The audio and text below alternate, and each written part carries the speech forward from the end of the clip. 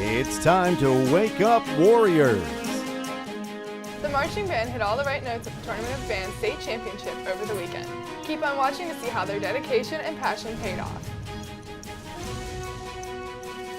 They held a full-scale evacuation drill. Coming up, you'll find out how students and staff practice staying prepared for emergencies. All this and more on today's episode of Wake Up Warriors. Live from Penn Trafford High School, this is Wake Up Warriors. Wake Up Warriors starts now. Hello Penn Trafford and welcome to this morning's exciting edition of Wake Up Warriors. Today is Tuesday, October 29th. I'm Mackenzie Furnish. And I'm Chloe Stack. Our PT band is officially now State 2024 state champs. Let's talk to Maddie Longo and a few senior band members at the stage to see how they accomplished this huge achievement. Good morning, Maddie. What do you have for us?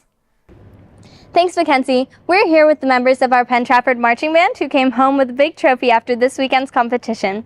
Could you tell us a little bit about that? Sure. So we competed with other bands from all over the state, some even from New Jersey. We competed against two other bands in our Class 2 Open, and we were lucky enough to come home with a win in first place with a score of 94.4. In addition to getting first overall, you also won several awards of excellence. Could you tell me a little bit about that? Yeah, so we got all four. That's given to the bands in each class. So high music, so obviously best music, high percussion, which is our front ensemble and our battery, high visual, which is just the drill and visuals that we do during the show, and high auxiliary, which is best color guard. This seems like an unbelievable end to a great season. Is there any other way that anyone could see your show? Yeah, of course, we come to every football game with the football team to perform during halftime. And we also do some parades, and we'll have a pep band that goes to some of the games during the year. But other than that, that's the end for us this year. Awesome. Now let's send it back to Mackenzie and Chloe at the desk. Recently, Penn Trafford conducted an evacuation drill to prepare students and staff for potential emergencies. These drills are designed to practice safety protocols and ensure everyone knows how to respond quickly and effectively in real-life situations. Here's a deeper look into why these preparations are crucial for keeping the school community safe.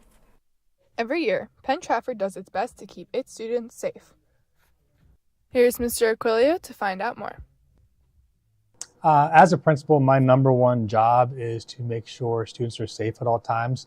So before academics, athletics, or extracurriculars, we need to make sure kids are safe. And we are required by Pennsylvania law to actually complete these drills every year. We have to do fire drills monthly, we have to do bus evacuations twice a year, and we have to do lockdown and evacuation from the building drills within the first 90 days of school. So we want to make sure kids are always prepared for the worst case scenario. God forbid that ever happens, but that is why we prepare. We prepare so the kids are ready to go and they understand what they need to do to keep themselves and others safe, with the hopes that we never have to deal with it. That's called our reunification plan, and that's part of the process with attendance down on the field. That's why we have students line up by classroom on the yard lines so that we can quickly account for every student to make sure they are all there. Not only to reunify them with their families, but also to make sure everyone is accountable in case we need to send first responders back into the building in case someone is missing. I think the biggest thing is when we have these drills, the students take them seriously because, again, if you're ever in that situation, you basically perform on how you practice. So I want to make sure everyone is prepared for any kind of situation. This has been Mackenzie Furnish reporting for PT TV. Attention all students, the Media Center will be closed all day today for the middle school mock trial event. Students, please report to your study hall. There will be no printer access today as well. The coffee shop will be open second period for takeout only. Please remain silent while in line as there will be trials taking place. Thank you. Last Friday, the TV23 students toured KDKA in Pittsburgh. They got to tour the facility and watch the behind the scenes of the midday live broadcast. We spoke to PTTV member Brent Urban to see what this experience entailed. So on Friday, the TV3 students went to see the KDKA studio, and we got to see a tour, and we got to watch their 12 o'clock noon show. I learned a lot more about the whole process of how it goes into news and video making and how many people it involves, because there was like a lot of people involved. My favorite part had to be seeing the behind the scenes of when the actual show occurs, and they had these cool cameras that would like move around. Overall, it was just a really great experience and I had a lot of fun. This year's Make-A-Wish is excited to announce that we are bringing back our Youth Leadership Council. The council is made up of volunteer high school students that will work with our staff on a fundraiser benefiting local children with critical illnesses. Any interested students, please apply online. The deadline is October 30th, but may be extended. The first meeting is November 5th. The SAT is taking place in school tomorrow. Here's Mr. Owen with some reminders and details for all those who are taking it.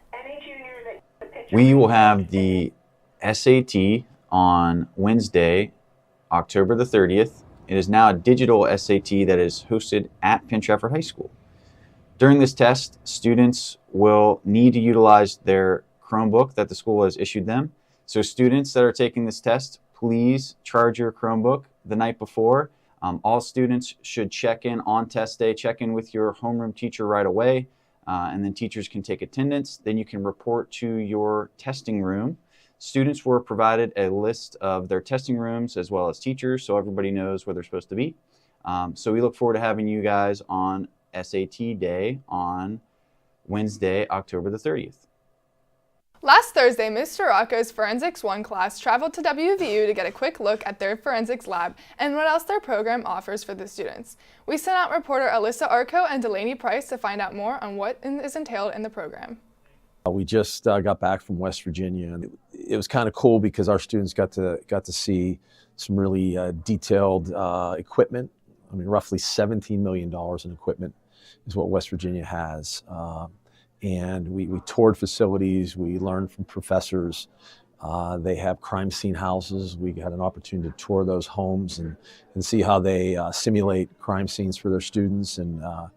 And then at the end of it, they put together a really good hands-on activity where we used university-level equipment and applied them to certain scenarios. So they did an excellent job. Tickets for this Friday's playoff football game are available at gofan.com/whippeal. There will be no pre-sale for this game. Students must buy tickets online to get the discounted rate. Tickets go on for $5 for students and $7 for adults. All tickets at the gate. No screenshots of online tickets on the phone will be accepted. Please allow ticket gate worker to authorize your online ticket. Gates will open at 5:30 and kickoff is 7.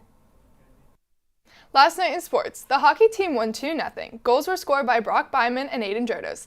Congratulations to their exciting win and wish them luck at their next game on November 4th against the Fighting Highlanders. And that concludes today's broadcast of Wake Up Warriors. Please stand for the Pledge of the Flag. Thank you for tuning in. This has been Mackenzie Furnish and Chloe Stack. Have a great day, PT.